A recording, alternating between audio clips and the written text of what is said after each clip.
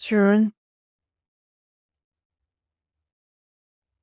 tell you a story. It changed my life forever. It was picking time. We had a big crop of corn, and they had brought in folks from other plantations to help. And I remember Jim. Jim was a big man. He was real strong, and he got to working hard all the time. They worked Jim so hard. Jim was singing that Still Away song all day long. Wasn't nobody else singing it but Jim. So we all knows there wasn't no camp meeting coming up. Well, when the overseers got ready to go eat their supper, they went in the barn. Now, we still out there working because you could still see.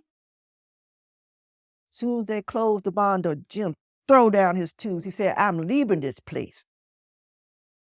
Now, Jim knows he ain't supposed to leave the field. Ain't nobody told him to. So he headed on down the road, and before he can get out of sight, one of them overseers came out the barn and saw Jim. He said, hey, boy, get back here. Jim took off running. They was headed towards Bucktown, to the Bucktown store. And I had to follow because I was scared for Jim. Got down there to the store. The door was wide open. And I could see the overseer. He had Jim cornered in there. And there was some other men in there. He tried to get them to grab Jim and hold him so he could, to beat him for trying to run away. And Jim saw me standing in the door, and Jim ran towards the door, and the overseer said, stop him. Stop him. Don't let him get past that door. Y'all know I wasn't going to try to stop that man from running away. But just then, the overseer picked up a 2-pound weight and threw it at Jim like to knock my head off.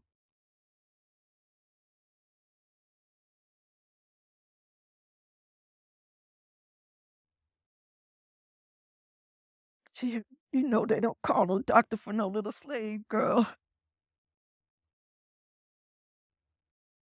I know if the Lord ain't been with me,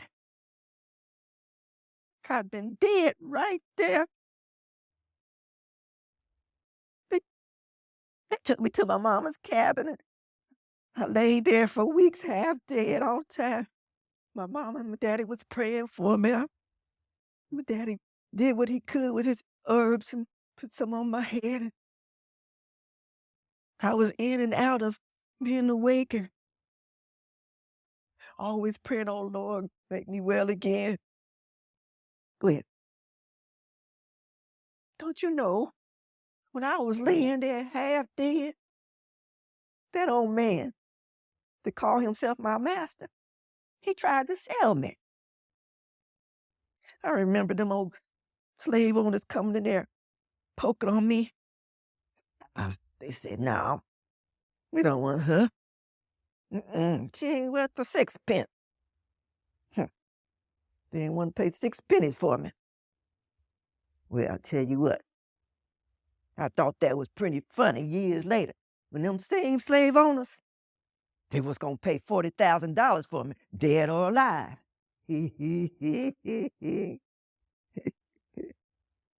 But I ain't never been the same since then. Never been the same. Oh, Harriet, how did that hit in the head affect you? Well, see, that's when I started having my sleeping spells. Yeah. I'd be out there. The Lord answered my prayer. He showed up there. After a while, I was feeling better, and I was able to do some little light chores. And then I got really strong again.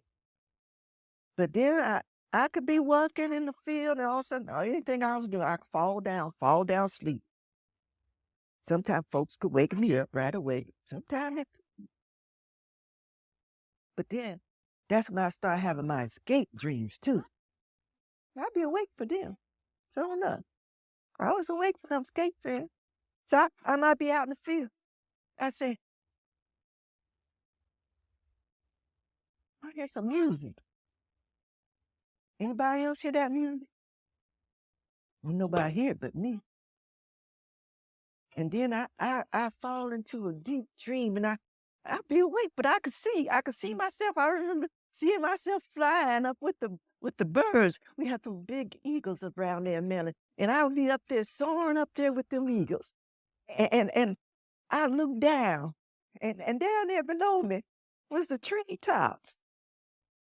And they showed me the rivers, how the river flowed, and all the pastures. And oh, it was so beautiful from up there looking down. And then the eagles would take me to this line. And that was the line that separated the land of slavery